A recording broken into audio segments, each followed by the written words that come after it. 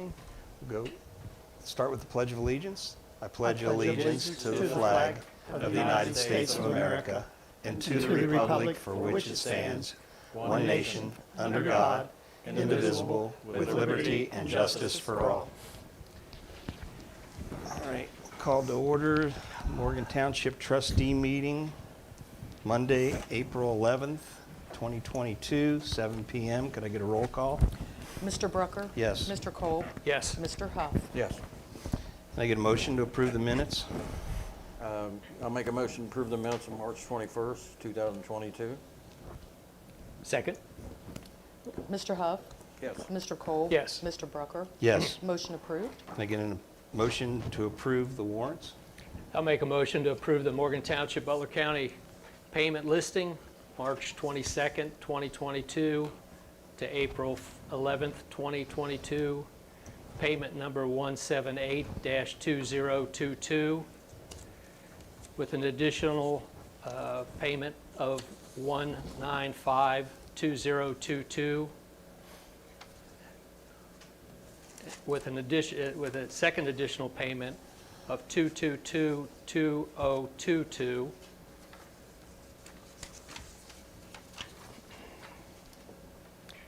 through payment 262-2022 and warrant 11282 through 11303.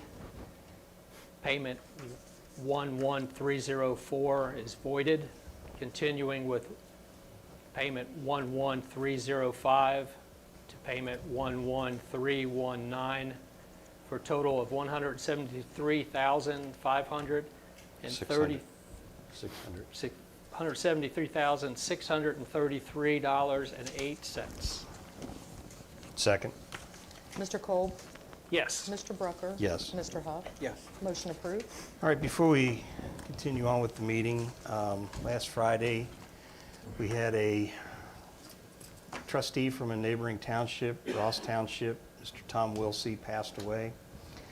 I'd like to have just a moment of silence in his memory.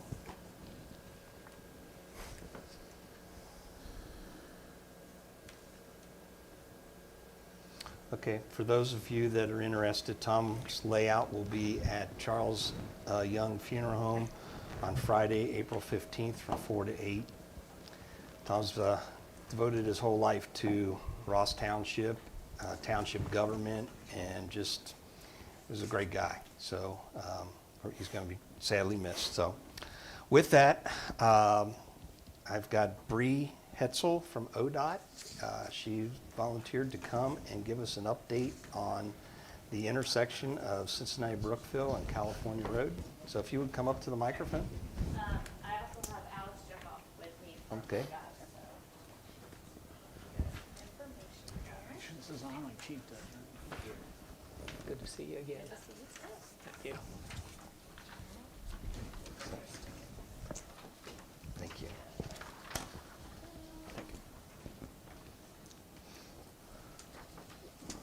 Thanks.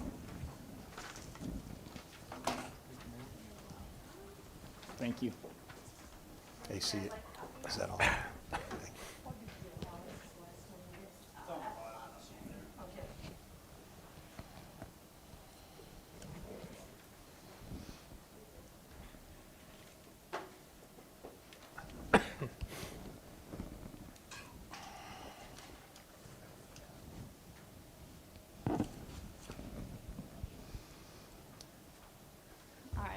So thanks for having me. I am Bree Hetzel. I am our District 8 Traffic Studies Engineer, and along with me is Alex Jenboff. He works in my department in Traffic Studies. So we deal with anything and all safety-related, speed study-related, permits, and kind of development, customer inquiries that come in. So as you guys know, one of the big ones that we've had come up is State Route 126 and California Road.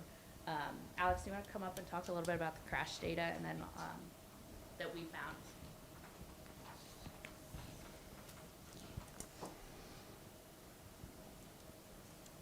Good evening. Thanks again for having us. My name is Alex Jenboff with ODOT, like Bree said. So I'll start off going over some of the crash data that's on the top of this page here. and then I'll turn it back to Bree, who will go over some of the alternatives and recommendations that we've looked at. So we looked at crashes over about the last 10 years or so. You can see on the top left of this sheet here, there's been 26 total crashes, ranging anywhere from 0 a year up to 8 last year in 2021. Most of these, 24 out of the 26, were angle crashes, or right angle crashes. Those are like your T-bone crashes that occur at a 90-degree angle. And of those 24, 8 of those ran the stop sign. So that is when a vehicle doesn't even slow down for the stop sign. They go through the stop sign and hit a vehicle on the crossroad. And then another 16 were failure to yield crashes. So that is when a driver comes up to the stop sign, they slow down, they stop, look both ways, but might not see a car, and they pull out in front of that car and get hit. So of those 26, 16 of those were failure to yield crashes. So that was the main crash trend that was occurring there. And of the different approaches, 11 of those 24 crashes occurred between northbound vehicles on California and westbound vehicles on State Road 126. So it would be coming from like the Ross area on 126, and then coming from like I-74 on California Road. So there were 11 of those, and then 9 with southbound vehicles and eastbound vehicles. That would be coming from like up from Oxford or Riley southbound, and then coming eastbound on 126 from Indiana. So there were 9 of those. So those were some of the main crash trends we saw. Some other things to note, 88% of crashes occurred on a dry roadway, so when there's no snow, ice, or rain. And then just about 70% occurred between 2 and 7 p.m. during the afternoon and early evening hours. So that's some of the historical data that we saw. I'll turn it back to Bree now to talk about some of the alternatives we've looked at here. Thanks, Alex. Thank you. So the next thing on this handout that I put together was just some information about our Highway Safety Improvement Program that is run out of our central office up in Columbus. And so safety funding through ODOT comes from the central office through the Highway Safety Improvement Program through Federal Highway Administration. And each state can kind of set their own regulations and guidelines on how those safety funds are awarded to locals. As safety funds are available for any public roadway in Ohio, but it is a very competitive program. And recently with, I'm sure you guys know, inflation and costs going up drastically for everything, we've had to change our criteria for safety funding lately. And that's what I have written here, is that in order to even apply for safety funding for any kind of improvement, you have to have an average of 3 crashes per year for the last 3 years, and then a 30% fatal injury rate. So there's a box up here too that shows you that intersection definitely meets the injury and fatal crash rate is at 46% injury and fatal crashes. But over the course of those 12 years or so that we've got crash data, the average is only 2.17 crashes per year. Now 2021, we did definitely have a spike in crashes up to 8. And whether that's an anomaly or something that we will continue to see is yet to be seen. Hopefully we don't continue to see that 8 crashes per year out there. But the kind of meeting that crash threshold is iffy right now, looking at these numbers. So knowing that and knowing the status of the safety program and that it might not even be eligible for safety funding if 2021 was kind of a fluke year in this number of crashes, we wanted to look at some short-term, lower-cost countermeasures that we could implement without having to pursue safety funding. So I listed here some things that we have done in the past. Most of them are just signing and striping. Dating back to 2011, we installed some dual intersection signs, dual stop signs. Most recently, we put up some oversized stop signs, which I hear got stolen recently, so that's a bummer. I don't know why people would want to steal oversized stop signs, but to each their own. We are also working on a work order to put up a Hill Blocks View sign for State Route 126, because we know there are some vertical curves, vertical elements in play at that intersection. We did pull some sight distance triangles and analyze the sight distance there, and we analyzed it at 60 miles per hour. So even though the speed limit's 55, we know people speed out here. So we analyzed it at 60 miles per hour, and It's very close to meeting. It meets 45 miles per hour, and it's within inches of meeting the 55 mile per hour tables. I know that's a lot of engineering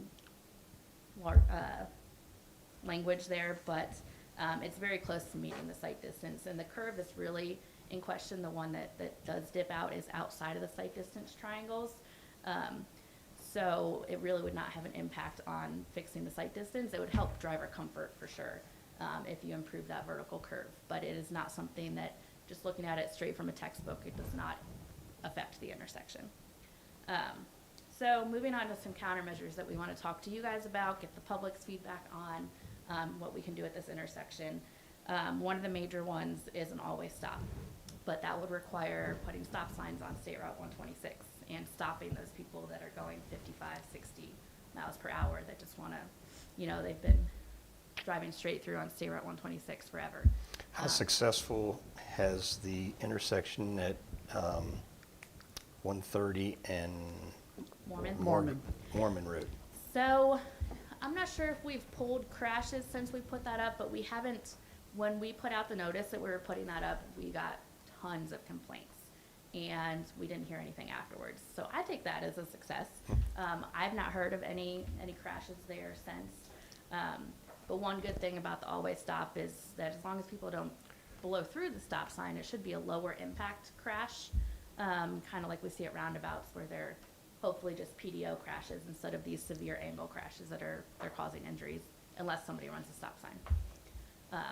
So to our knowledge, 130 Mormon's working well. We also converted 177 and Oxford Germantown Road. It's just on the Preble County side of 177 Okay. of Butler County. And that's been up for 3 years. It's been, 3 or 4 years. And we've had maybe 1 or 2 crashes there. I think we've had 1 or 2 over the years, yeah, and we used to have, I think, 6 or 8 a year. Yeah. That was one of the top 150 ranked intersections in the state that the governor had us do safety improvements at, and we converted it to an always stop, and so it's been successful. Another one that we converted to an always stop that maybe doesn't have a success rate that we would like to see is out in Claremont County, near our Claremont County garage. That is 132 and Chapel Road, a different Chapel Road than you guys have out here. But that one has a much higher ADT on both 132 and on Chapel Road than this intersection would have. So the capacity is different. You've got more people coming to all sides of that intersection at once, contributing to those crashes. But they're not serious crashes. Like I said, you see more of those PDO property damage crashes than the injury crashes. Okay. We've done 2 more in Warren County as well so far with good results as well. And so I'll just keep going through the list that I've written here, and then I'll talk about some other. Okay, sorry to interrupt you. No, you're good. Please interrupt me. So the next one I have listed is improving those vertical curves that I talked about that aren't necessarily within the sight distance triangle, but like I said, it would help drivers' comfort as they're sitting on California Road, specifically looking to the east because of that one big dip there. That, depending on what kind of cost that would come in at, we didn't do a cost estimate for that yet. We might have to apply for safety funds because the district does not have money to put towards those type of improvements. But we can apply for up to $250,000 in safety funds without having to meet the criteria. So that could be an option, but it doesn't fix the skew of the intersection. It doesn't fix people still trying to look back over their shoulders or through the pane in their windows on their cars. But you wouldn't lose sight of a car in the distance as they're approaching the intersection. The most expensive thing we could do is a roundabout. That would definitely require us going for safety funding unless the county and township kind of put in the money for it. We and Butler County have very successful roundabout stories and projects. They've seen, I want to say, like, their reduction is an 80% reduction in injuries and 100% reduction in fatals in the roundabouts that they have installed. We have not done as many on state routes, but we are working on some. 73 in Jacksonburg is the one that is on our state route that's been implemented the longest, and that one's been very successful so far.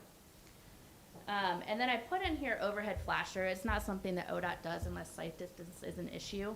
And that's just because studies have shown that it confuses drivers, an overhead flasher, because they think that everybody should stop if they're on the side streets and they see a red flasher. They think that the main drag has a red flasher as well.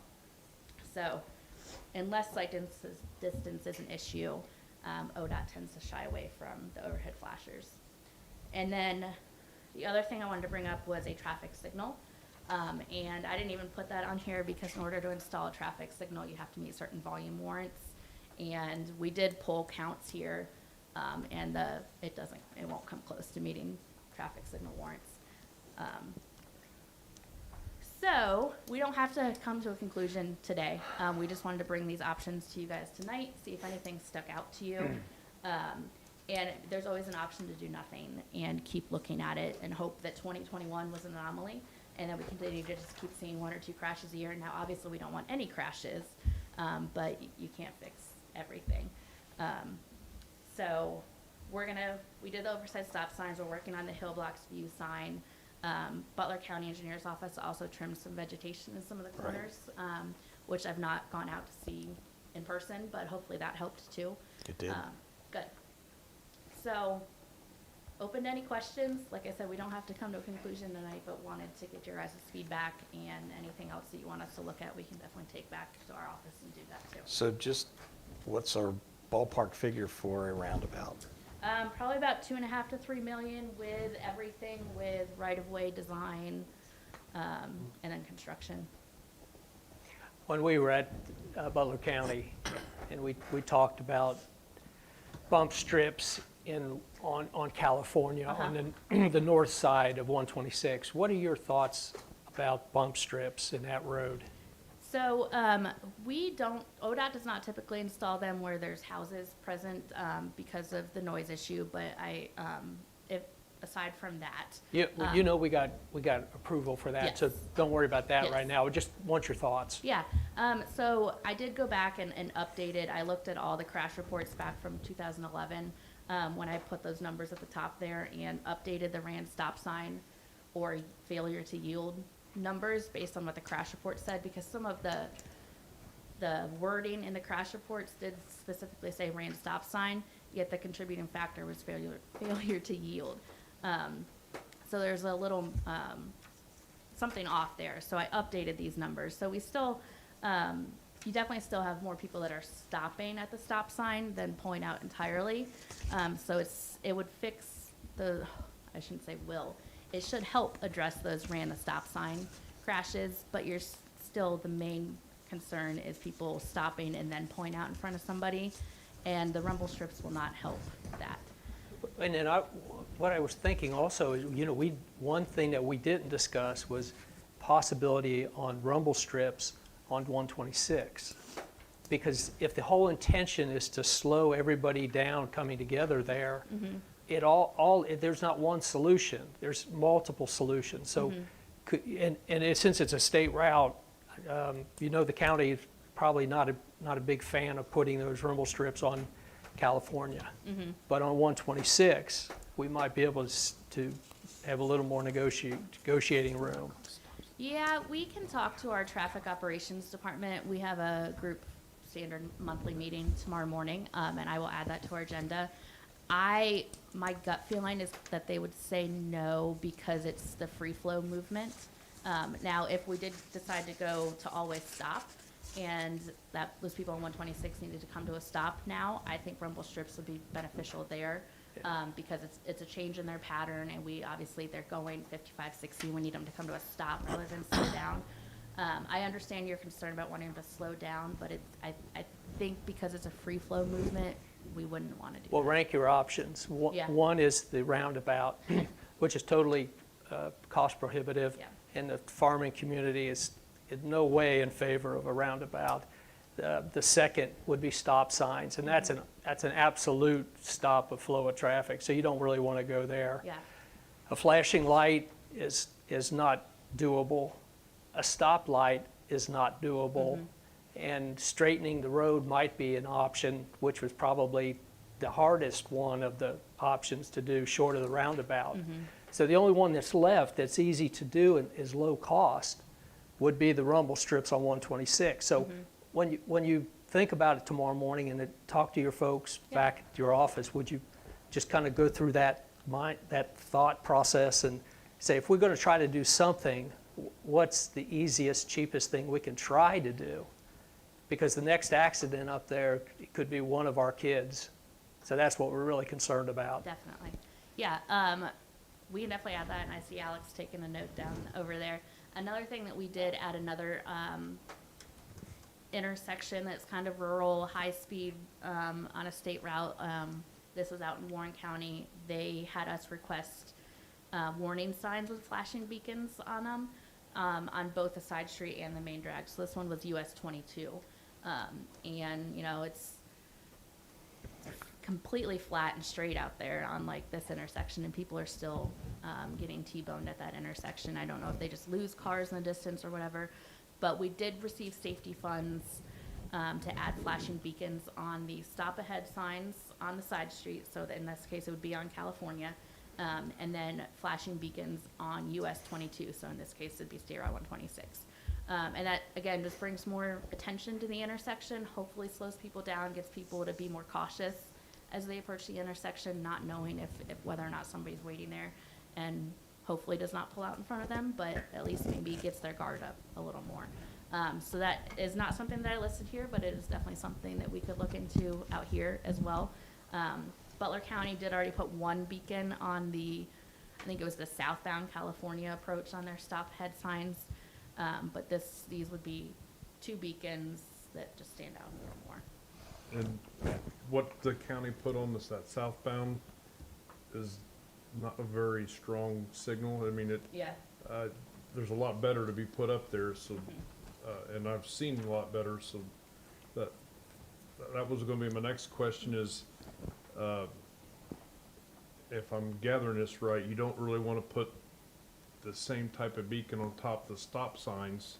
You can get them, but the red flashing beacon on top of the stop sign, because that would make people feel that the 126 is stopping also, if you did that, Correct. so. Yeah, and there is criteria in our traffic engineering manual that has to be met in order to put any kind of beacon or LED border around the stop sign itself.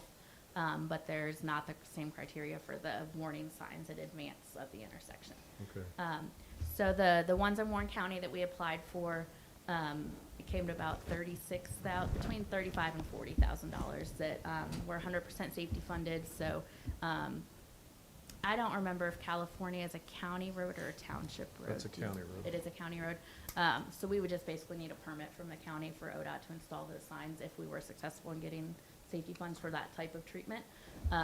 And we can talk about that more, or we can nix that one, but I think that's another low-cost option. Why are we dismissing the four-way stop? You said that's off the table. Why? I thought I heard Bree mention that we didn't want to stop traffic on a high-volume highway on like 126. Did I misunderstand that? A little. Okay. It's not ideal, but it's not unheard of either. So Would I the- think 130 actually, State Route 130 at Mormon is 55 miles per hour. 177 is 55 miles per hour. So we have done it. It's just, there's a risk involved, but there's a risk in not doing it either, so. I know just feedback from the farming folks, which seem to be who I hear from most. Yeah. Is the roundabout and stopping as trucks are going west on 126 to stop at that stop sign. They said if there's any way not to do that, and that's just input. I mean, that's safety is safety, but we weigh that into comments coming back from the Sure. community. Yeah, and we ran a capacity analysis for an always stop too, given the volumes that we took. I think it was like December or so, Alex, that we took those counts. Do you remember? It was early this year. Okay, so maybe they're, January, February. they're recent counts that we got, and it shows that the intersection would still function very well as an always stop, but that doesn't take into account the farming equipment and the stop and delay time that it takes for them to stop and go again once they do stop. But there's not gonna be like excessive queues with going to an always stop, because that was one of the things that we were worried about with an always stop, is if you stop traffic on 126 and maybe it starts getting backed up with those cues from a stop sign, and then you do get into that dip. And you don't want people coming over the dip and coming up to a stop, but it was like half a car length in delay that you saw with the cues, so you're not gonna get that. But you know, that you risk. could always put that, they have flashing yellow lights that indicate, warn you that you've got 20 seconds before the light turns red. Or if, well, it wouldn't be for a stop sign, but if Right. we had some kind of a, Yeah, we would definitely put the warning signs up on 126 that say stop ahead, and we can do multiple iterations of those too. It doesn't have to just be one sign that says, you know, you're stopping at 500 feet. If it becomes an issue, we could say there's a stop at 500 feet, there's a stop at 1,000 feet, and Yeah. kind of increment that back to make people more aware. I think what we did at 130 in Mormon was we put 2 permanent signs, like 300 or 400 feet in advance, and then even farther in advance of that, we put a temporary sign just for the first maybe 30 or 90 days, just, you know, to alert drivers of the new traffic pattern. Could you tell the difference once you put those signs up, the warning signs, or not?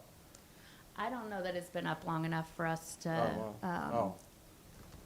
Is there a sign right now on 126 going westbound alerting traffic, I don't go that way that often, that there's a dangerous intersection ahead or something like that, slow, dangerous intersection ahead or something like that? Is that something the state would want to do, or is that not feasible? It's not feasible for us. There are certain signs, because we are controlled with federal funds, there's certain signs that we can and can't put up. And the dangerous intersection is a sign that I guess we're not allowed to put up. Okay. We do have But we, standard yeah. intersection warning signs. So it says there's an intersection ahead, and I believe it has the California Road street name under the sign. So like that T, Yes, that yellow right. T, But cross it doesn't have intersection. anything about there that it's a high traffic area or Right. a bad area, I guess. But that's what those, if we wanted to pursue those flashing beacons, I see. that would help make that stand out. Connie, you want to come up? I think the issue with the semis, I live on 126, just past, going west past Weaver Road, right in the middle of the 2 stoplights right now. I can tell you there is a lot of semi-traffic that is not just farmers. And the issue with the stop sign is if the semi is coming up that hill and they've got to stop, it's gonna take them forever to get going again. And, you know, plus I also live on a farm, so there's no way we can get our farm equipment around a roundabout. And we're not the only farmers in this area that also have farms in Indiana that travel that way with Yeah. their equipment. So I think that was the issue, Jeff, with the semis, is that it's just, if they stop, it's gonna take them forever to get going again. And if the traffic's backed up and they're stopped on the hill, then that's gonna tear up the road as they try to gain traction to start up again. Would a traffic signal work better in that they could plan, like they know it's going to turn red, like a warning, and they could like kind of coast up the hill and not come to a complete stop? They Yeah. would slow down, but they wouldn't have to start from a dead stop? So that's, we toyed over that with the 73 in Jacksonburg roundabout, making that a signal or not, because on that one you'd be coming over a hill and then down to a stop control. And so the first obstacle is meeting those signal warrants, and this intersection's not gonna meet the signal warrants because of the volumes that are out there. So a signal really isn't feasible to begin with.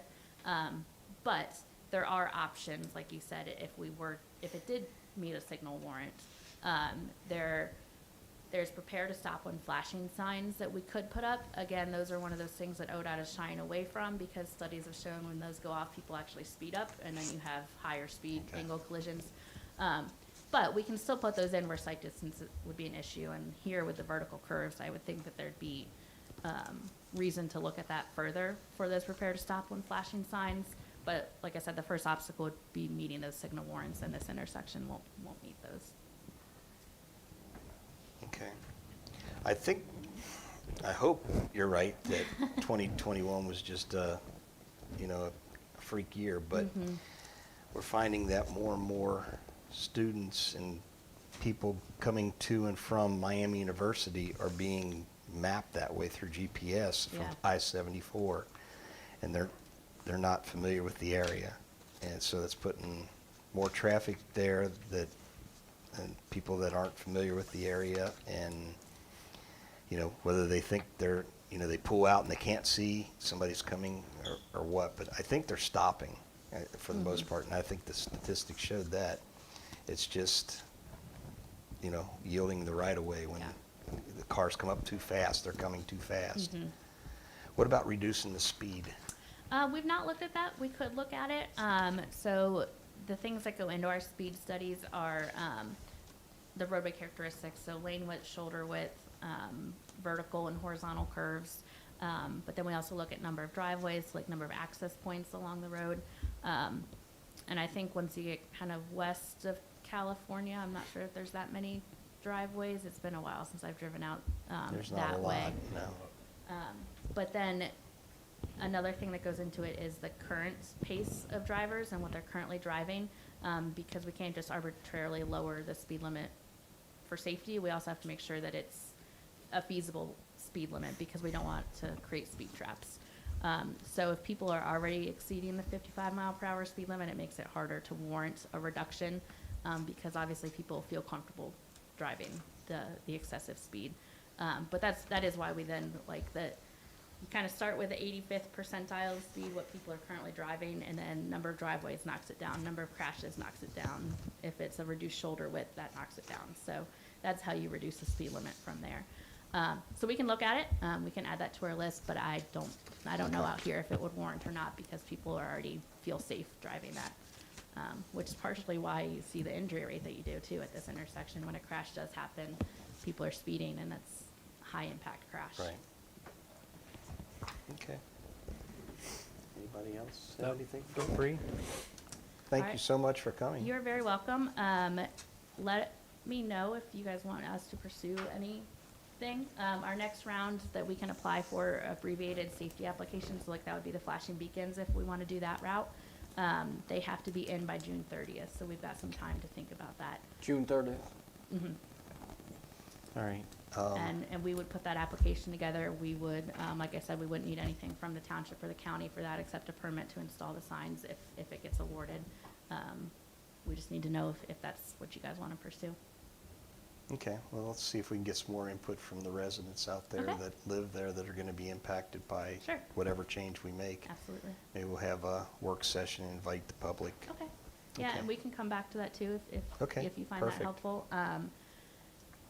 One thing I will say, and Butler County Engineer's Office has warned us of this too, kind of once you go, always stop, you can't go back.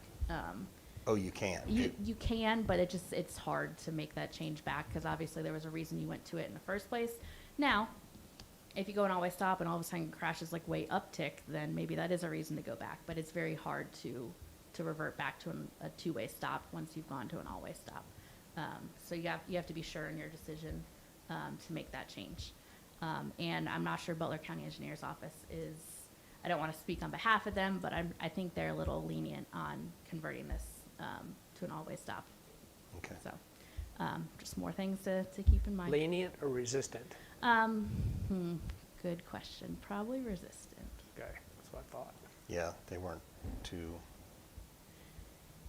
open to that one. But, okay. I have extra copies of this. Would you? Yeah, could you wanna- leave those? We'll Yeah. just put them out on the Sure. table. Yep. All right, I'll hand great. it to you right now. Thank you. All right. Thank you, guys. Thanks, Bree. Thanks, Alex. All right. Anyone else from the audience? If not, we'll start with the administrative report. Sitting in for Chief Galloway is Assistant Chief Griffith. Hello. First of all, he just lists all the American Rescue Fund update. You've heard that, so I'm just going to go through that. There's nothing to go through on that. Flagler and Associates is reviewing, there's one thing to say on that. I'll just say it now. It was on the fire report. We got notice today that Battalion 140 is finished. Tina's cutting the check, and they're going to deliver it because Rob made them. So then we don't have to go get it this time. They're going to deliver it to us sometime this week. Okay. So once that's here, we'll send it out for radios and striping and installation of equipment and all that, but it is finally arriving. A year late, but it's arriving. So, And it is a 22, correct? 22. Good. It is. It drove right past here on the way from Louisville, and now it's in Cleveland. Flagler and Associates are reviewing the park grant application for writing. They had not, as of that time, gotten back to Chief about whether they could write that or not. So Okay. they're still evaluating that. In your packet, tasks with finding some way to manage documents, there's a quote from Strategic Solutions. Strategic Solutions are a provider of this type of scanning and document management for multiple townships in Ohio and multiple school districts in Ohio. And basically, as we talked about at the last meeting, is you scan everything in and it organizes it and it's infinitely pullable by any keyword or not. On the 6th page, you'll see the quote. And option 1 is a little heavy. I went back to them and said, so it's $3,000 a year, plus you need licenses for, depending on how many computers you put it on. You pay that one-time fee of $595. So if you put it on 3 computers, which by my UC math, that's probably what I would think you would need. That would be $5,000 for the first year, then $3,000 for every year thereafter. The SC Scan software license is a document management system that gets you to not use paper anymore. So you basically virtualize all your paper and then sign to, and you don't have paper going around because you've eliminated those documents. That is an optional, that's an option that you can get or not get. It's a little pricey to me. And then you need something to scan with. And that's what the SC Scan station is. And you only need one of those in this little environment. The only issue I see, I mean, it is pricey, but they're the only ones who have any kind of document management system. They're kind of the leader in the field. The other issue that they really don't talk about is you got to have somebody scan all this room's worth of paperwork in. They do offer a service, and when I saw the quote, I laughed. It's 8 cents a page. Oh.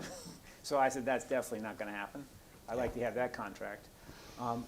So So go back, and you got listed as option 1 and option 2, Yes. but you're saying with option 1, we still have to pay the $5,000? yeah, so if you go with option 2, you just pay $6,000. You get all the licenses you want. You can put them on every computer anywhere you want. You can put them in the firehouses. You can put them on Ted's laptop.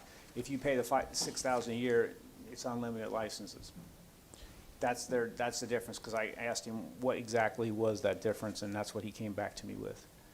The more economical view is if you only have a couple stations to manage documents, then if you're a smaller entity, the $595 at once a year would be more cost effective.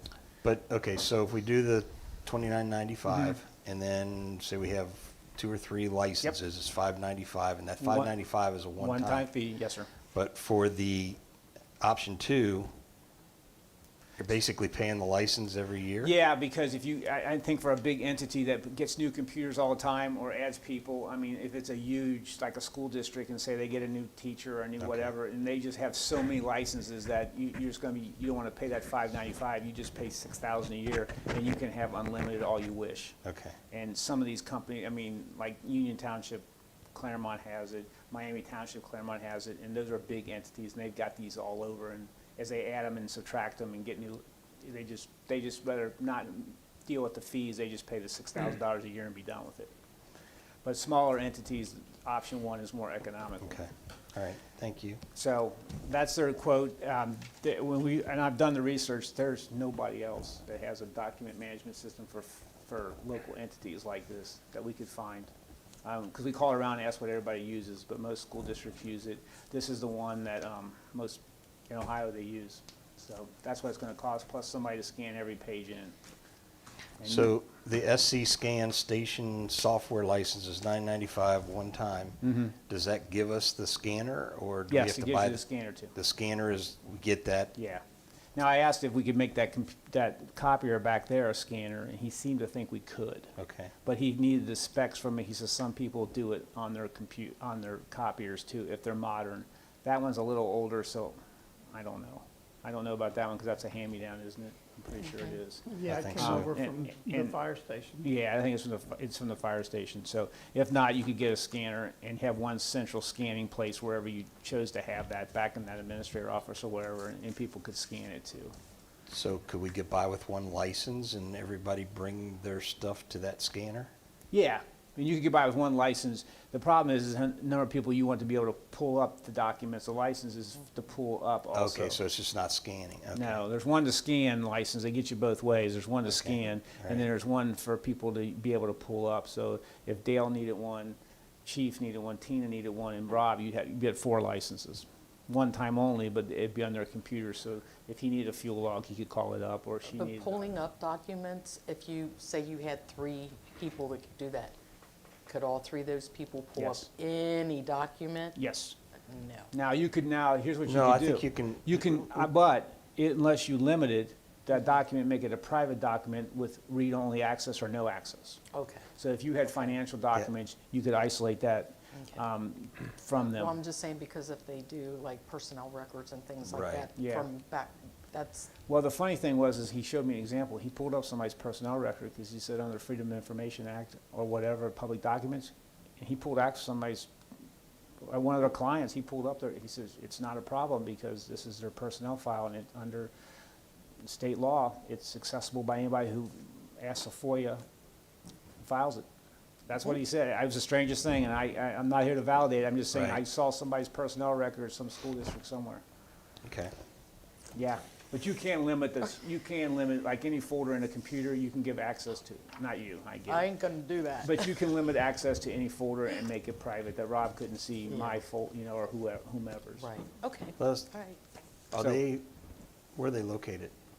419 World, so that would be Clevelandish, up in the north part So of Ohio. there's no way they could come and do a demonstration? I can ask. Or maybe like a virtual? they Yeah, could- let me ask him. I'll Let get us back to him. have time to read Yeah, through this. absolutely. And then Yeah, we don't have to maybe make we'll a decision schedule today on something this. like, Yeah. have them And then I'll demonstrate for us. I'll email them and see if they can come down and give you, or I can set up what he did with us. He did a virtual Right. with us. That was really, you could see the power of it. So I'll get a Okay. hold of him. All right, Okay. thank you. And then the other thing to check off from the administrator is we now have Tina set up on her backup of her financial data every day is now cloud-based, and it's secure. So I think we can click that box. Yes, It's indeed. done. So that, at least that part of her. I've had no problems at all with Yeah, it. good. And it's going to 2 different cloud solutions, plus a local backup. So if a tornado wipes this place out, she could be functional anywhere. So that's done, finally. And that's it for the administrative report. Okay. Fire department report.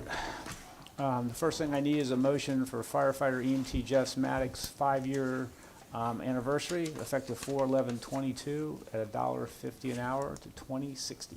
So moved. Second? Mr. Cole? Yes. Mr. Brucker? Yes. Mr. Huff? Yes. Motion approved.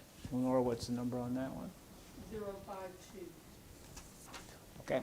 I have EMS response 4/5/22. It's just a fact that we have a new resident in Morgan Township, delivered by Morgan Township Fire Department, including myself, from home. We delivered a healthy 6-pound 9-ounce girl in the home and took her to the hospital with mom. So it's not often we actually deliver. It went really well, and I have stork pins for the whole crew. They give stork pins when you deliver a baby. It's a recognizing that you manage 2 patients well. So I have stork pins for myself and the rest of the crew, which is Lieutenant Schroyer, Captain Browning, and firefighter EMT Tuscany. So we're really proud of that. It went really well, and we don't do that often. The new Battalion 140 I told you about. January to March runs, we're still on a tear, up 28 runs from last year, which was a little slower. 73% EMS and 28% fire. Our average out the door time is 1:19. I don't know how we're gonna get much better than that, but every time I give this, it goes down a minute or 2. So 1:19 seconds. And our average time to get to a scene is 5 minutes and 6 seconds. And we made 1 transport for Ross Township in that time, and that was the only transport we made for another entity. And I think that's it. I have one more thing. All right, we'll continue on with you with Park Board. This is something new, Oh. new category. Yeah. Man, I got another one. Okay. As everybody may or may not know, I'm the Park Board liaison. So the Park Board had its organizational meeting on April 6th at the community center. We had to do it there because the zoning board was having a meeting here. From now on, they'll be here. The Park Board elected Sandra Tyler as chairperson, and Mike, is it Riesenberg? I said that right? Mike Riesenberg is vice chairperson. Those were for one-year terms. The Park Board had set a date of the second Tuesday of the month at 7 o'clock for its regularly scheduled meetings. And they'll be in this building, and the next one will be May 10th. And anybody that wants to give input, they're always looking for public participation. As a liaison, Ms. Tyler goes to me and keeps me informed of what she's working on, and she's really been hitting the ground with her feet running. She's already engaged Miami University about the possibility of graduate student assistance on a master plan, and also graduate student assistance for some other tasks that she may have. She had that done within the next day. She was already talking. She's quite the go-getter. Mr. Riesenberg has been also working with her. There's been a lot of email traffic back and forth. They're working on multiple issues at once, and I'm encouraged by their work this quickly. She also wants to get public input at the Strawberry Festival, so she talked to the organizers of that, and she's going to have a booth down there on June 11th. She's going to blow up the plan that Mr. Kolb had, at least to start the public input on, and she's also going to have a box there for people to put what they want or what they think of this, or just get as much public input as she can get. And she's going to pull other volunteers from the Park Board to go down and make an hour shift here or there, whatever she can get to get some input. I thought it was a really good idea. I mean, I got to give her credit. She's really working hard on this. I mean, it's impressive the amount of work. And I said, well, hey, let me send you the logo because you're going to be putting all kinds of things out. So I sent her our logo. So she says that'll be helpful for things. So she's a dynamo. I got to tell you, these I people. like it, it's got a walking path. Yeah, see, it's got a walking path on. That's why I picked it. They're also, I saw traffic this weekend that they're already working on their bylaws. And I told them that was needed to get this going. So I know they're working on those. And Tom's going to add a tab to the website to put the minutes on because Lenora couldn't be there for the first time. But she assures us she'll be there from now on because Tom just loves minutes, as we all do. But anyway, that's kind of where they're at. So we look forward to their next meeting and their progress. But they are definitely hit the ground running. And the meetings will be recorded live. Yes. As these are. As long as I can Be figure out how to available. do that. You're learning. Yeah, I'll get it. And we actually had additional people show up to Yes. attend the meeting, so Yeah. I think we had 4 or 5. We had 4 or 5 public just came because they heard about it. I put the meetings out on Facebook, and we did have some interest. And they were very encouraged and gave great input, I think. They're putting in their 2 cents, huh? Yeah, I think they put in their 2 cents. And I hope more people come put in their 2 cents because, the board really wants people's ideas. They want to make it to People's Park. And that's what they're doing. So it's a really good group, and they're really engaged. We just keep it rolling on. Thanks for putting this together. All right. Thank you. All right, Mr. Brim, Road Department. Just a few things here. We've been doing our crack sealing on Bell Road, finished on Jenkins Road. Been fighting the rain. We only got a couple hours in today, and last week we only had a couple days where we got a few hours in each day and stuff, but we were making headway. We used 2 pallets of material already, so have 4 more to go. We have serviced all the mowers and mowing tractors and stuff, so we are ready for the mowing season, which actually started Friday. We mowed the township building here. And as you all heard, as I received a phone call Saturday morning that the stop sign was missing on southbound California at 126. ODOT was notified, but when I got the phone call, I just went up and threw a sign up, one of our stop signs, and notified the people that I have contact with at the Butler County Garage what I had done, and they brought the stop sign back to me this morning. I guess after they got out there, they replaced it, put their own sign up, and all the other hardware that was missing, they added to it. So that was all taken care of, that way we didn't have anybody running the stop sign, even though the left sign was still there. That usually doesn't matter because that's just an extra, the one that counts is the one on the right, and that's the one that was missing. Any case, got that taken care of. And the big thing is the bids came back for paving. We had an estimate that would be about $220,387.70. We far exceeded that. The grand total now is $266,383.67. Is that paving from 126 to Howard? Is that the whole Race Lane Road No. for everything? How much of Race Lane is that? That's just the township's part of Race Lane from Alert New London to Howard Road. Okay, That's just what we take care of. That is not the county's part. okay. But Tom and I had a virtual meeting with Butler County this afternoon at 4 o'clock just to hear the options. Didn't really hear why the prices come back so high, obviously because of fuel and, the price of oil and all that stuff. I mean, and you get the cost of fuel, that goes for everything, not only to produce the blacktop, but also the diesel fuel and all the equipment that's run, the milling machines, the pavers, the rollers, the support trucks, the dump trucks, the haul the asphalt. I mean, all that, all added into that, and Greg did say that there was only 2 bidders, which doesn't help. correct. So- And John R. Jurgensen and Barrett Paving were the only 2 bidders that bid the project. Of course, I think that's about the only 2 major road contractors in this area, so I don't know who else they're gonna get, but unless Kokosing out of Cleveland would decide to jump in, but I just don't quite see that happening, so any case, we have till Friday to tell them what our intentions are. We've got a grant out there that we're waiting to see if we're gonna get, but I'm not very optimistic about getting that CDBG grant, but that's only for the 200 and some odd $1,000 is all we asked for there, because we thought that's all it was gonna be, so. That was for Race Lane Road. Oh, Race Lane, yeah. When will we know that? I would Yeah. hope any time, but Okay. that's the one that's basically through the county. We applied one through ODOT, but got turned down, so. We talked to Greg and asked if we could, since we got quotes from estimates from Butler County Engineer's Office for Race Lane and Morgan Ross, if we could, since Morgan Ross was lower, it was like 200,000 versus the 220 was the original estimate.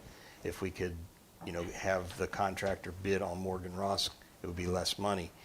And Greg advised us not to do that. He said he couldn't do it, but he would have to go back to the contractor. But he said, you're probably going to ask for a higher price because you're changing the contract. So Correct.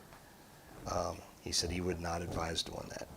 Right, and I'm only saying this because I have a couple ODOT people here that, when we applied for, that's through the federal money that ODOT was just administering it, and there was a whole lot of criteria you had to meet, and there was only one township in Butler County that met that, and that was St. Clair Township for Weir Road, so I don't know how bad Weir Road was, but it must have been way worse than any of the other roads in the township, so. But that was the only entity in Butler County that was awarded that state grant, so, which actually was from federal money that just ODOT was administering, so. Very good in District 8 at all. None of our counties, I shouldn't say none, but very few of our counties got any of those. Right. That funding. So that was, and I thought the chief and I had put a pretty decent packet together, but it didn't even come close, so. So we have to let Greg or Eric know from Butler County Engineer's Office by Friday if we want to just forget the whole thing or we want to basically pay the additional $46,000 and go ahead with that paving of that Correct. roadway. So we have to And- make a decision. The money, as far as I understood, the money that we was gonna use was the ARP money, and they do wanna know if that's what we intend to use if we decide to go on with it, they want to know what we're intending to use, so. But even if we were successful on the block grant money, we're still gonna be Correct. $46,000 short, All right. so. Any discussion? I looked at that. I looked at the road today when I was out walking. And I know from Alert New London, north, or south, actually. Is this- I know you've been doing a lot of repairs on that, that's Rob, but something else. in your evaluation, I know we talked about ranking all the roads in the township. What was the most pressing road to resurface? Well, that's why I asked if we could change it to Morgan Ross Road. Yeah, And right now, Morgan Ross Road between Lehigh and the Ross Township Maintenance Line, which is about maybe just a little bit less on mileage. That's, of all of our roads, that's the one that's in the worst shape right now. all right. But that's the one, for whatever reason, I honestly, I thought I had a good chance of getting an ODOT grant. Obviously, I didn't. That's why I picked that one, because I was hoping that we could get it. And then the CDBG, that's why we applied for Race Lane. That's my second worst road.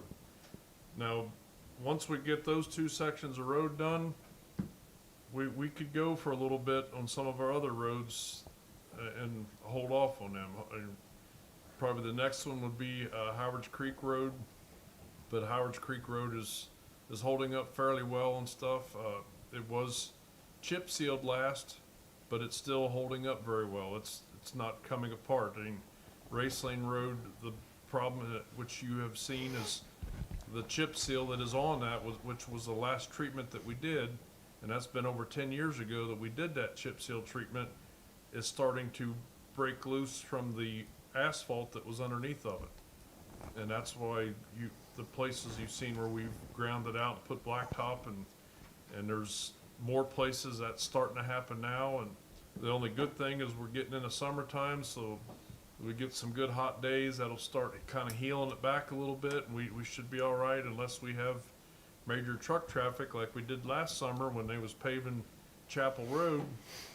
Trucks were using that as a cut through coming from the asphalt plant, and when they was braking coming down the hill, it was pushing that chip seal and pulled it up. So if we have that again, which they're planning on blacktopping the northern section of Chapel Road, which I'm certain they'd probably use it again, and we'll have more road coming apart, so. But do we want to do it knowing they're going to put more traffic on there and could tear it up? Well, even if we did it, we're grinding off that chip seal. Okay, so we'll take it all the way up down And to, we're fixing all the major road repairs and stuff. It's not gonna be as detrimental to us, the road's gonna hold up. okay. And hopefully they would do the north part of Chapel before they did that part, so. I would hope so. If we do it this year, cause that would be all under the same contract. We could specify that, couldn't And we? we could specify to tell the That'd be the last contractor one. not to use Race Lane Road as a cut-through road. We can make that known at the pre-construct meeting.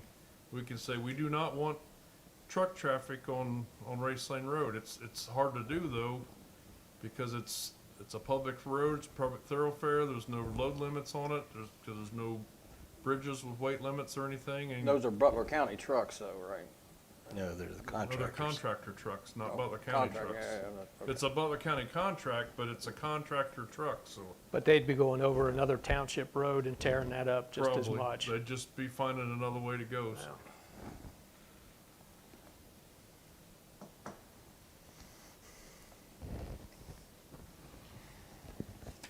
But again, Morgan Ross and Race Lane are number one and number two.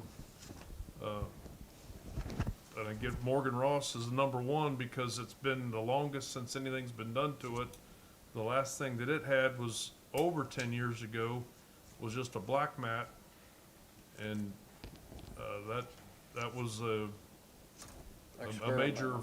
major fail, to be quite honest. And all that was is just made it look pretty for one season, and it's just, the first winter, it broke all up, and we've had issues with it ever since, and Didn't you say somebody had good luck with it, but I know we didn't, because we didn't, but they have a lot of good luck with it in subdivisions. because they don't use it, there's not a Because heavy traffic. there's not the traffic on it, it's just in a Heavy traffic. subdivision, and it gives it a coarse finish, and it's not, it makes it look pretty for a year, till it fades, so, I remember. but, Well, no matter what, we're not gonna do Morgan Ross right now. We Uh, can't. we can't, I mean, there's no way we can do Morgan Ross this year, because we could ask them, but they're gonna take it, like the county engineer told us in that virtual Yep, meeting, they're gonna, that you changing the contract, you're gonna get a higher price. yep, it's gonna be a change order, and they're gonna, Well, then why don't we hold off on Race Lane and do Morgan Ross next year, if that's our worst road? We could do that. I don't wanna do that because Race Lane is just it's second, but it's a close second. I mean, we've got, I mean, again, that's up to you guys, but I say do what we can. I mean, well, if we give them the go-ahead to do it, and a lot of ifs here, if we are successful and awarded the block grant money, and we get $220,000, we would just pay the $46,000 additional dollars, and then we would still have $200,000 that we set aside to do Morgan Ross next year. now, one thing that they did say in that meeting today, they want us to get our paving estimates into them by August 1st, which is a whole nother month earlier than what they did last year. Last year, we had to have it to them by September 1st. They wanted to have it by August 1st, that way they can basically have everything together and be letting the contract like December instead of the 1st of February, is when they put it out for bids, or 1st of March, I guess it was. They want to put it out earlier in the year to try to get the better prices. Is there any way we could ask them to tell us about the CBDG grant before we commit to them on Friday? You could ask We them. can ask, but I don't know that they're gonna do that. I mean, because- that would be could be a go, no-go for a lot of situations. That would be a phone call to Greg Wilkins. He I'd li- actually call and talk to Greg Wilkins himself on that one. He But li- that needs to come from one of you three, Right. Yeah. not from me. Okay, I can call him and ask him tomorrow. He likes you. I don't know about that. So if he says he doesn't have an answer on the block grant, what's our, we're not gonna get together between now and Friday, so what's our plan B? If he says he can't give us an answer, or he's on the board, he knows that we don't have a snowball's chance of getting it, You know my position. what are you And- thinking?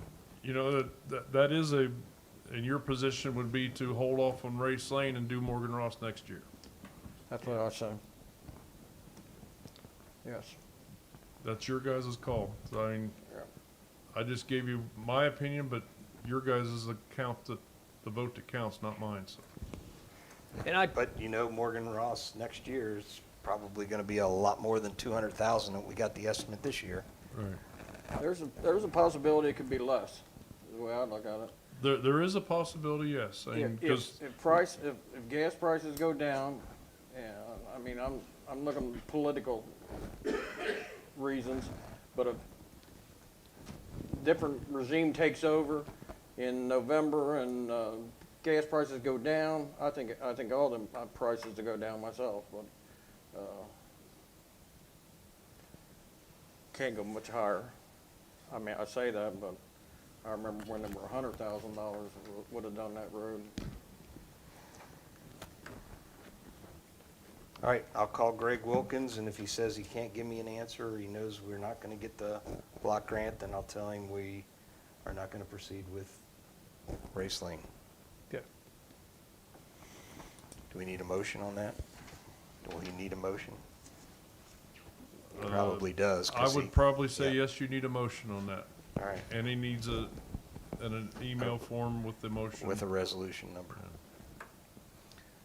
All right, Like, probably a resolution be better, just to, for stating that our intention is to have a determination on the CBDG grant before we commit to doing Race Lane Road, and in lieu of, we would prefer to do Morgan Ross in 2023. And if you get the CDBG grant, you can't use that money next year to do Morgan Ross Road. You're not tied in to doing, because that's why we put it on. But if we get it, it goes right on Race Lane. Well, yeah, but if you say that you're not gonna do it, you have to tell them by Friday if it's gonna be part of the contract. I think that's what Tom will tell him Right. tomorrow, once we pass the resolution. Okay. Well, no matter what, we have to do Morgan Ross next year, one way or another. We waited all these years to do anything to it, so that's gotta be on the agenda, if it comes out of general fund, whatever. all right. Where are you going to get money like that out of the general fund? Somewhere, So, I'm just playing words. the money not, that extra money that we're getting from the relief fund, that. ARP. Yeah, the ARP fund, isn't that now designated to pay roads? We can use it for that. So, why don't we just go ahead and use that money to pay roads? Well, that's what we were. That's what we were using. We said it, based on the estimate that we received from the Butler County Engineer's Office, which was just, he thought he had a lot of fat built into it, but obviously he didn't. It was $220,000. So we would pay for that out of the ARP money. And then when the estimates came in, if they come in over what their estimate is, we have an out. We can say, we don't want to do it, or yes, we'll pay it. And that's where we're at now. We either say we're going to continue on with it and pay the extra $46,000, which would obviously have to come out of the ARP money also. So it'd be, instead of 220, it'd be 266, 383.67. Yeah, but I mean, you've got that money in that fund already, correct? The extra? Well, we've got what ARP money is given, the ARP. It'd be like $613,000 total that we're getting. You've already got the money there, so why would you not go ahead and do the project? It's not gonna get no cheaper. I can guarantee you that. Once these contractors got these new raises, they're deeper. There's no loss. That's what I'm saying. It ain't gonna get no cheaper. That's why I went ahead and started building my house. It ain't gonna get no cheaper. Just tell them I sent out there. We've already got the money there. That's what everybody was waiting on, was waiting for that money to see if we was allowed to use it. Right. And so, I don't understand why you wouldn't just go ahead and approve it, and then if you do get the grant, then you're not much better ahead, but either way, the project still gets done.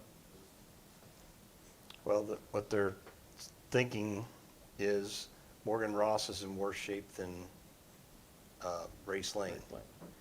So we won't have the money to do both. So we won't be able to do Morgan Ross probably next year. We just won't have enough money. So there's another block money coming, correct? There's another 312,000 coming, Right. which will total the 614,000. So we got a little extra. Right, so, Oh, yeah, like, It was like $1,200 or something, yeah. so right there, that's more than enough to do the two roads. You do one this year, one next year.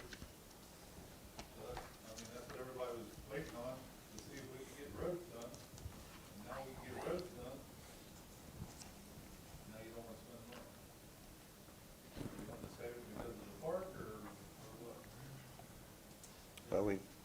we've got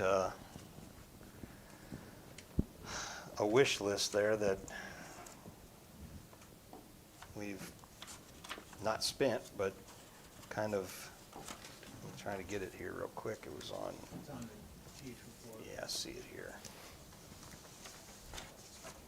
We already spent $74,115 for a second set of bunker gear, and $4,825 for the multi-purpose. I have not made a PO, I'm sorry, I'm not trying to interrupt you, No, but I I'm have just- not made a PO out for that as yet, even Okay, though it's approved. but that's what we have Yeah, got. because of the 1099's not been presented.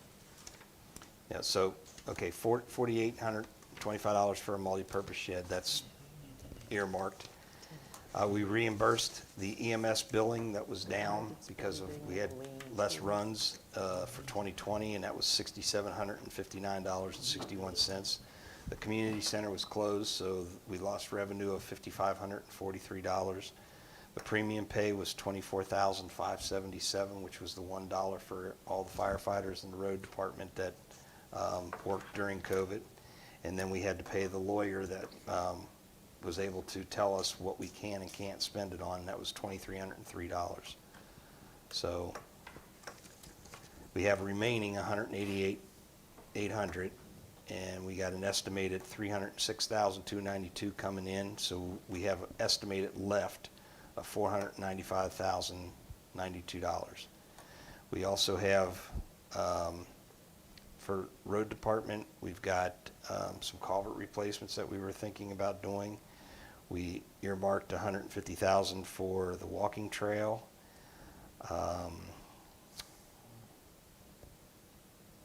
These are all potential. We're going to have to do something with radios. We talked that could be $150,000 to $180,000. Replacement of the battalion vehicle, which did that come out of ARP money? That did not, so that can be scratched. Okay, so we got $495,000 left, and 150, so that's that knocks it down to $345,000. So we got one road if we continue on with the park and everything else that we've earmarked so far. But in that, when you guys did that, you said that the paving would come before the park. That's what just words. So the paving would come before the park.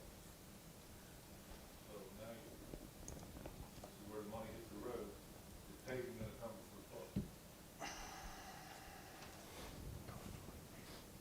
Just saying. That's what you said.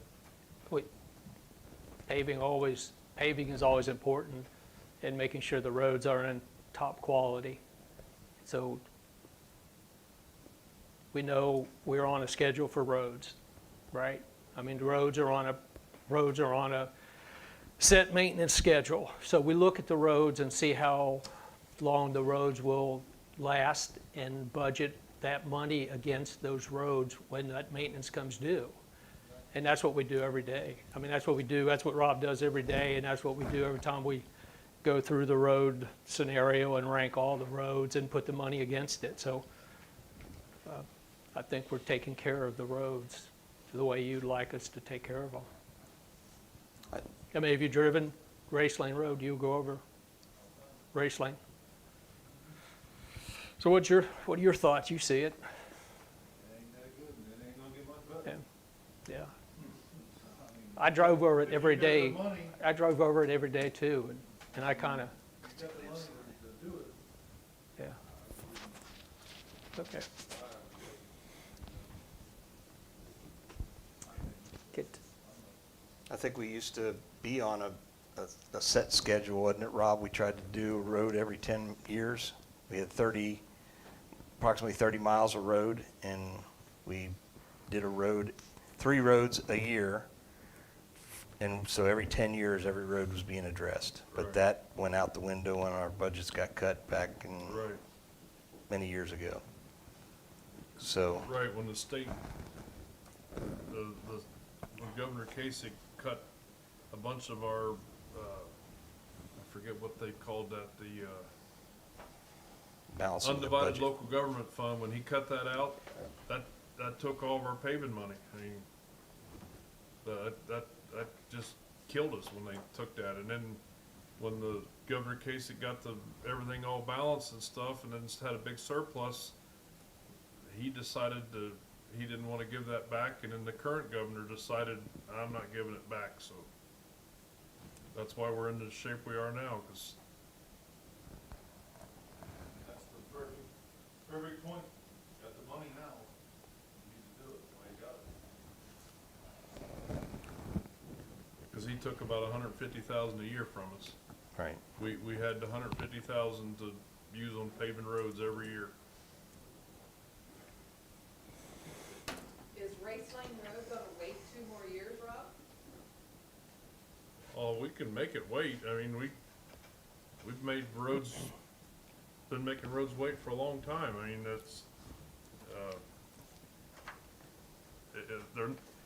that is one thing by us, like doing our crack sealing, our Durapatching, we are keeping them from falling apart. It's just longer before we're getting them paved, and people have a nice paved road, and again, Morgan Ross Road is definitely the number one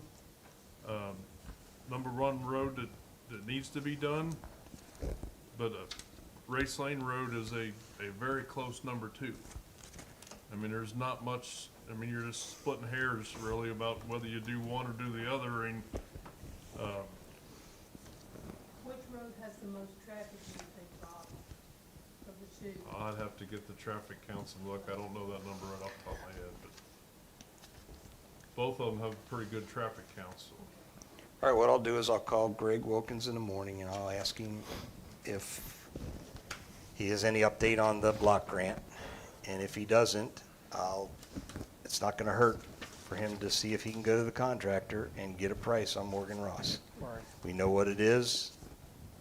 I don't anticipate it being any more than $266. I mean, it was $20,000 less on the original estimate, right? It was like $200,000 for Morgan Ross, and Race Lane was $220. Hold on here.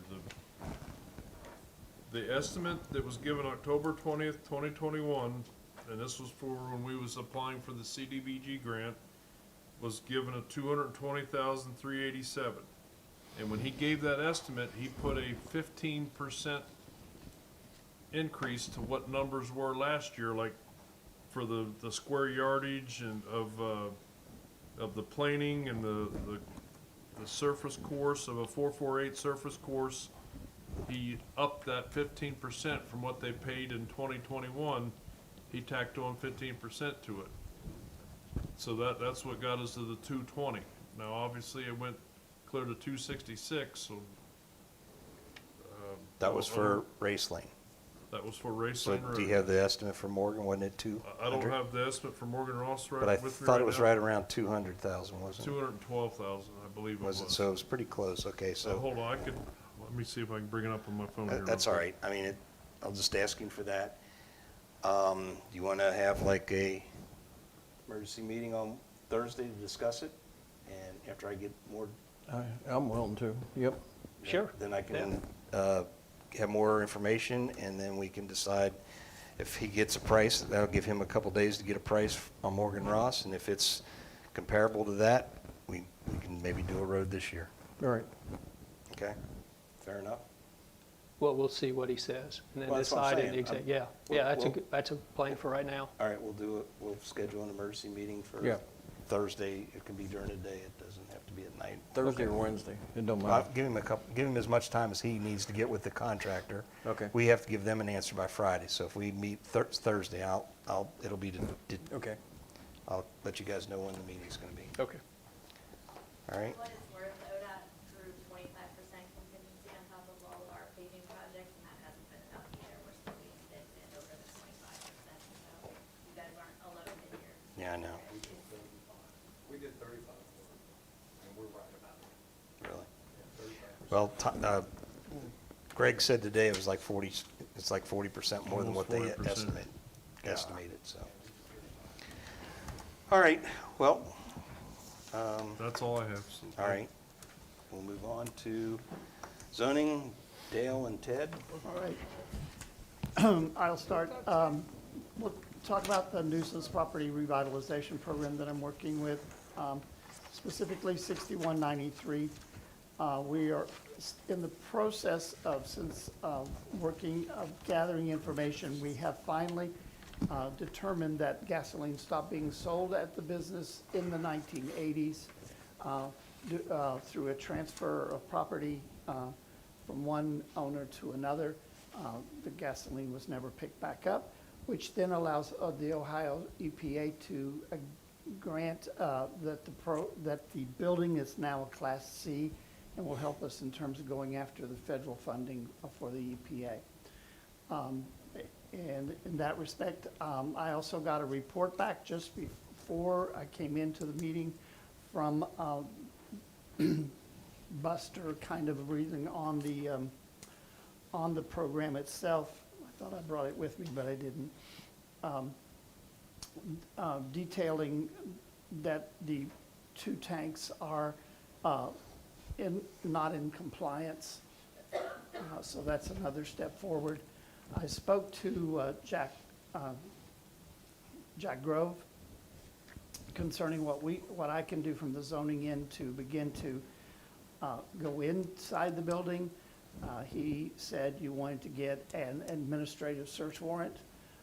I've been talking with Marianne Nardiello and a fellow attorney at the prosecutor's office named Patrick Ulrich, and they are working on that with me to see if we can then get in to actually see what's inside the building and everything else. The hardest part right there is to find a very solid reason for why we need to be in the building.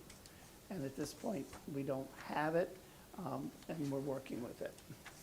Okay, all right, 5936, as you know, through the grapevine, that was so right when it was right, was sold to new owners.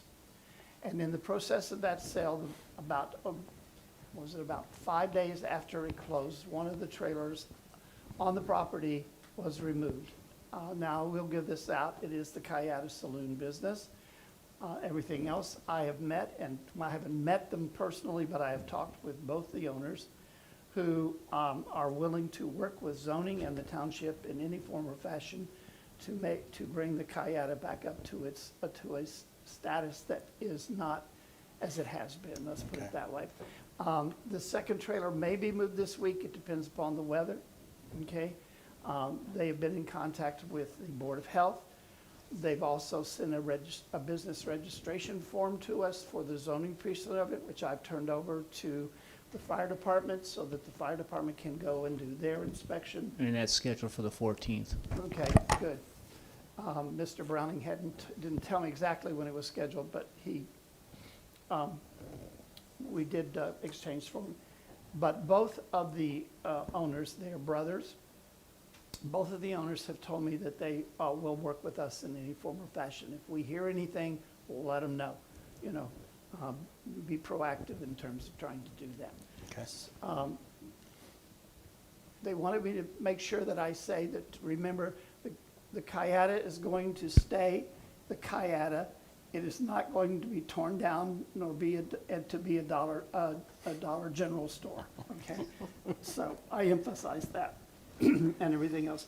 All right, for the second one, I'm just going to let Ted. Real quick on 6193, since it's an abandoned building, it's been abandoned, is there any way that we could utilize the fire department inspection to see if anything stored in there that could be a risk?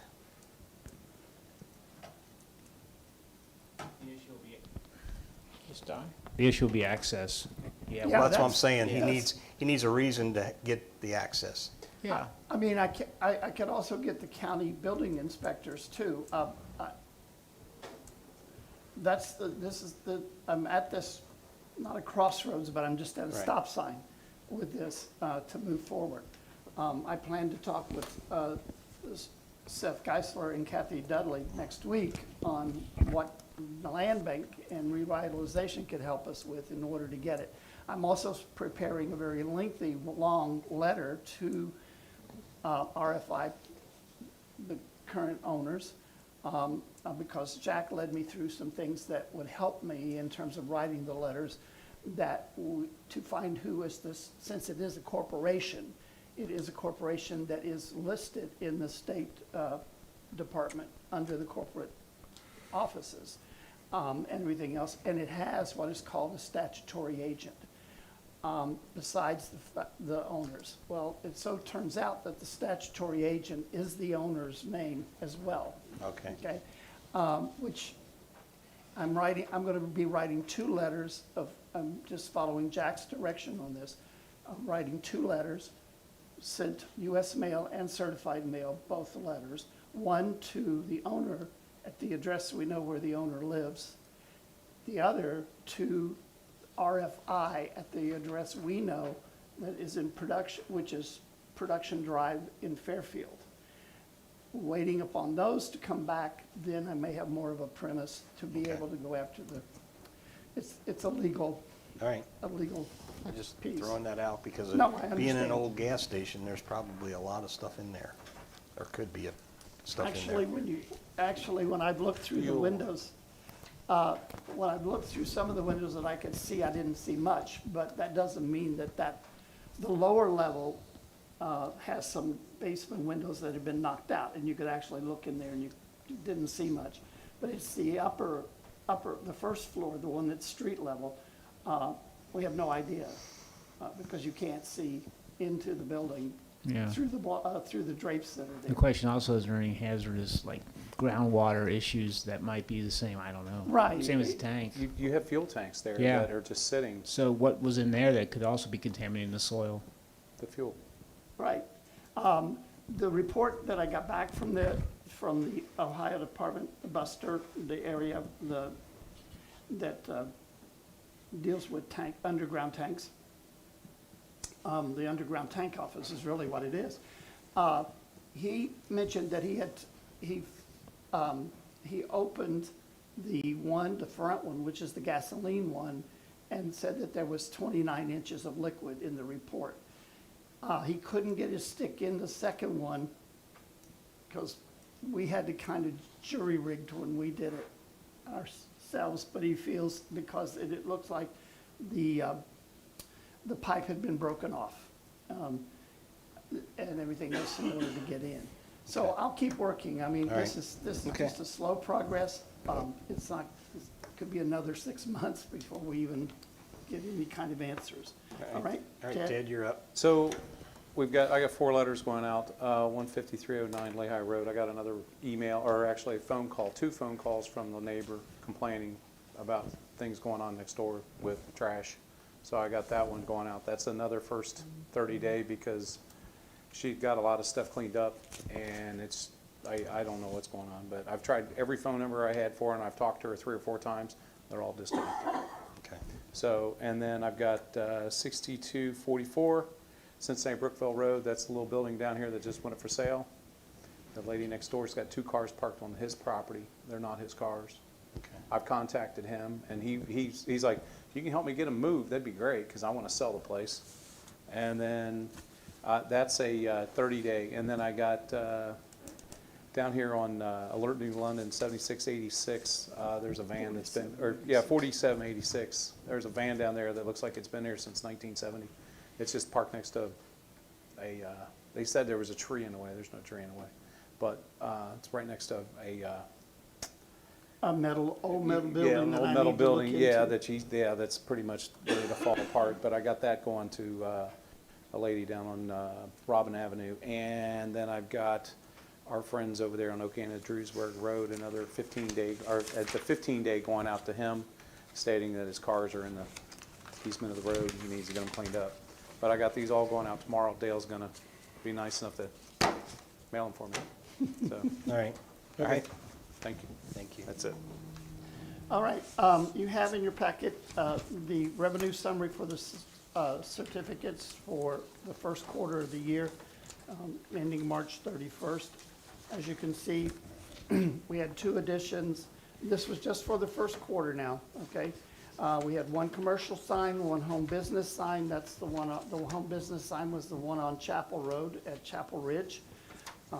We have 9 accessory structures, 1 above-ground pool, and 1 temporary permit, which is a permit renewing the 180 days for the railroad container at 5024 Cincinnati Brookville Road. That will be the last renewal. That will expire sometime in, let's see, that's October, and everything else. At that point, then the railroad container must be moved. All right, the second page is just to show you that since the 31st of March, we've had 5 new certificates.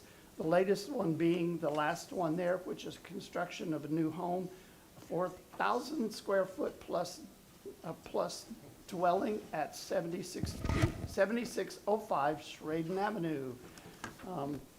Schraden Road, actually, not Avenue. New construction that will go in. The guy is now gone over to Butler County to get the permits that go there. Any questions about this? Okay. So anything above from the blue That's all line here? up is reported on the revenue statement. Anything below that will be reported in the second quarter. All right. The Land Use Planning Committee has 2 meetings in April. One is April the 21st,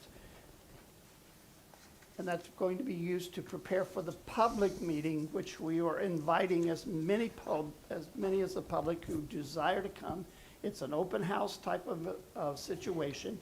We will be displaying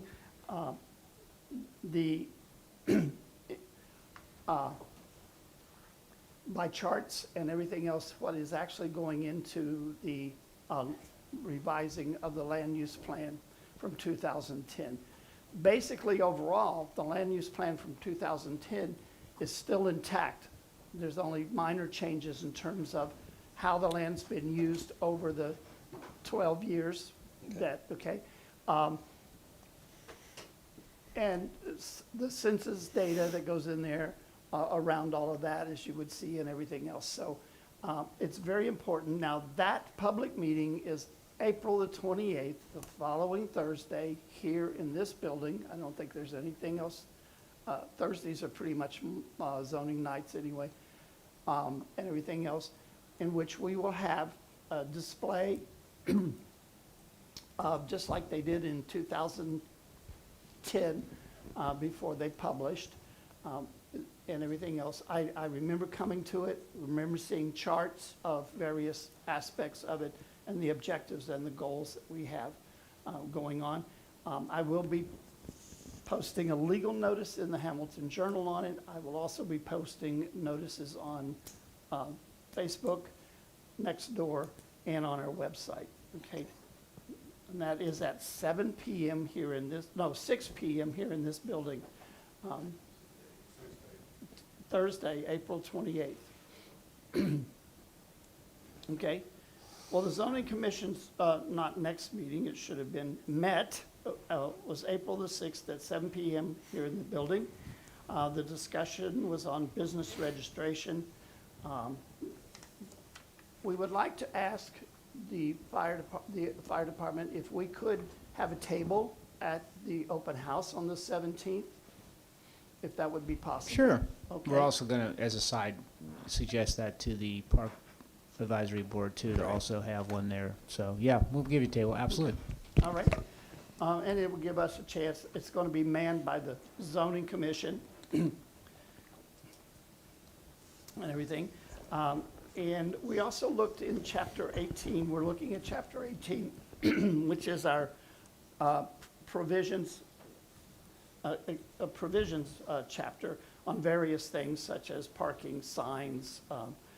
We placed the cell towers and other telecommunications towers in that section, although we have a little to do with that latter part of that. But it's just kind of a catch-all chapter. We're reviewing park requirements, and we set up with that. We also set fees for what is called the business construction application, which I've been putting together, and what it would take for a review of the site plans on the business execution. of which I will present to you what those are, because they've made a couple of changes on the fee schedule as well at our next, at the next township meeting on the 25th. Okay. Okay. The last one, the last one, BZA will be holding an area variance hearing on May the 5th, 2020. The owner is asking for a front yard setback variance of 20 feet. The setback is 75 feet from the center of the road. The owner at 7967 Okeana Drewsburg Road will be seeking to have a 55-foot setback for the center of the road in order to build a detached accessory structure. That is it for me, unless you've got any questions. Nope. Anybody Thanks, else? Joe. You're welcome. All right, Tina, fiscal officer report. Okay. I'm requesting to amend the resolution 013-2022 that was approved for the $12,000 to DJL Material and Supply invoice to include that it be taken from Fund 2031 as instructed by Trustee Tom Brucker on 3/30/22. So moved. Second. Mr. Brucker? Yes. Mr. Cole? Yes. Mr. Huff? Yes. Motion approved. Also approve a then and now PO in the amount of $1,275 for the additional amount of the DJL Material and Supply invoice to be taken from Fund 2031. So moved. Second. Mr. Cole? Yes. Mr. Brucker? Yes. Mr. Huff? Yes. Motion approved. Approve PO to Anthem Blue Cross Blue Shield for $30,000 from Fund 1000 for payment of medical and hospitalization. So moved. Second. Mr. Brucker? Yes. Mr. Huff? Yes. Mr. Cole? Yes. Motion approved. Approve PO to LCNB National Bank for equipment bond installment payment due May 1st, 2022 for $23,684 from Fund 2111. $21,500 is the principal and $2,184 is the interest. So moved. Second. Mr. Huff? Yes. Mr. Brucker? Yes. Mr. Cole? Yes. Motion approved. And my last one is approve PO to Butler Rural Electric Cooperative Incorporated for $10,000 from Fund 1000 for payment of our electric usage. So moved. Second. Mr. Brucker? Yes. Mr. Cole? Yes. Mr. Huff? Yes. Motion approved. And I'm working on doing the ARPA report, which is due on April 30th. And then I do need the executive session for personnel matter. Okay. Mr. Huff. I was on vacation for the last week and a half, so I didn't get much done. But I did meet with the other trustees and our park board on April 6th down at the community center, and they're up and running like they all say, ready to go. So it sounds like is it Debbie? Yeah, she's a go-getter. Sandy. Sandy. Okay, so that's it. I don't have anything tonight. Daryl, I had a gentleman call me. His wife teaches at Morgan Elementary. He wanted to know perhaps about flashing lights again at Morgan Elementary, and I referred him to go to the Contact Us. I did. I Did you responded to see, her. did you respond to him? Yeah. Okay, It was a female that I responded to. okay. That would have, And, I gave her a background of where we're at, what we're doing, and I'm going to get with Rob tomorrow. We're going to try to create a report to provide to Mr. Perry. okay. Is that who questioned you? No, it was one of our new owners of the Kayata I'm trying to think Oh, what the oh, lady's name who was. lives here in the township, and Uh-huh. his wife teaches at Morgan. Okay. Hang on a minute, I'll tell you who I sent it to. Last names start with an H. Hold on a minute.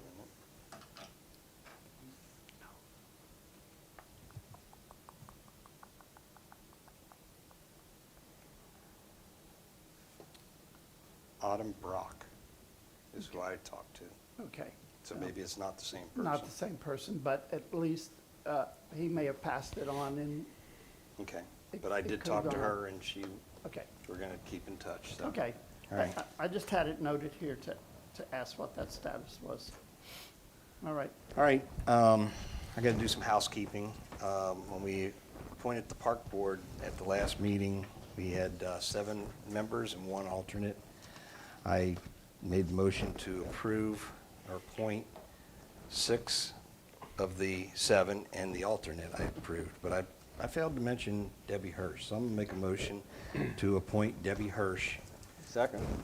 to the park board for a 3-year term. I'll second it. Mr. Brooker? Yes. Mr. Huff? Yes. Mr. Cole? Yes. Motion approved. Okay. I know I've already talked to Bree, and she does nothing on this, but Darrell and I went to a seminar with the county engineer, and first thing that Greg Wilkins told us was ODOT is in the process of recalculating the mileage for certification for each township, city, and everything, and they're coming back lower for the most part. He said he will get the county and then break probably June, July, and then around August, he would let us know. Question was, and he didn't have a good answer, is how can a road be a mile long today and not be a mile long tomorrow? And he said, I don't know. I mentioned to Bree and Greg, Alec, I'm sorry, I got your last name started, but anyway, and they said that, they are going back and they're looking at like roundabouts and other modifications to roads, and that could change it, but other than that, they don't Not have any. here. Well, I know, Yeah. but we don't know. Ours may not change, and then again, it may, but Greg just wanted to give us a heads up that we could see less revenue if our road mileage goes down. If you remember, when we signed our road mileage, there was some discrepancy. And they actually was wanting to add mileage to us, and I was like, how can that be? Because what you're wanting to add is, there's not a road there. Right. So that, maybe they're just trying to Go back. redo all that, because on all that pertained to Howard Road down along the Hamilton County border is, 75 years ago, there was more road down there than what there is now. Right. Between bridges being taken out that were never replaced, and big populations, they didn't continue upkeeping the road, and it's been abandoned, and it's just, they're trying to clean up all the records, is what I've been told as far as that part goes, so. That might be it.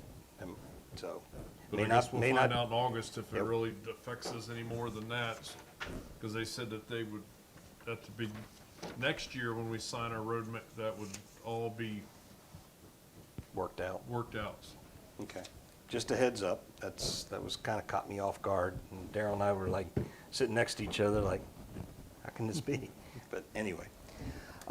We have a work session scheduled at 6 o'clock at the next meeting on the 25th to pick up on where we left off on the employee policy and procedure review. I'd like to change that, still have a work session, but the topic be our new email accounts and everything that we need to, because the clock's running. Yeah. April 25th, and we got to either go, everything that we got when we set everything up was free through Google, and Google is now charging, so we can go to Google or we can go to Microsoft, so we just got to look at the options that we have and the cost associated with it. So 6 o'clock on the 25th, we'll still have a work session, but it'll be for our email and other accounts. And even our website's going to be affected because our website was free when we set it up. Nothing's free anymore. Also, at a future meeting, I just have to let Neil Westridge know he'd like to set up a time to come in before our scheduled trustee meeting and just have our annual meeting with the Historical Society. So it looks like we're going to probably push that into May, so Yeah, as I say, I will get with him and see if he wants the first or the third, second Monday, third.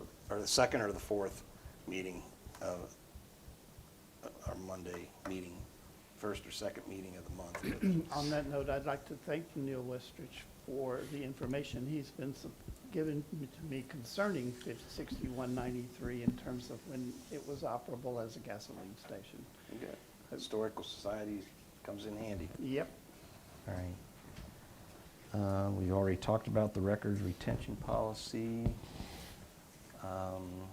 And we are going to go into executive session. So I'll make a motion to go into executive session. Yours was for personnel, and I have one for personnel. So it'll, body may adjourn into executive session to consider the appointment, employment, dismissal, discipline, promotion, demotion, or compensation of a public employee or official. Second? Mr. Brucker? All right, so I'm sorry, we'll go into executive session at 8:45. Mr. Brucker? Yes. Mr. Kolb? Yes. Mr. Huff? Yes.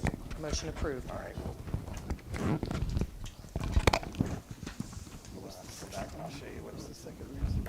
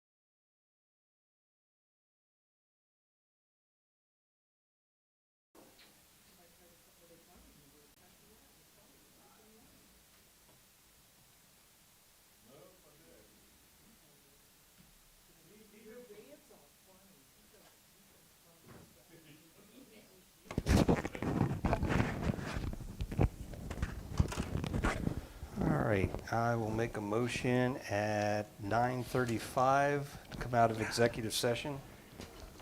Second? Mr. Brucker? Yes. Mr. Kolb? Yes. Mr. Huff? Yes. Motion approved. All right, during executive session, we were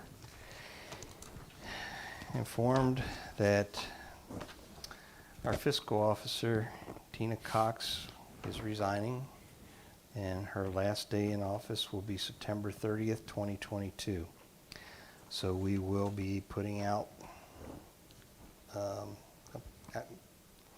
an ad for a replacement. Came unexpected, but I understand her reasoning, so I respect that. Thank you.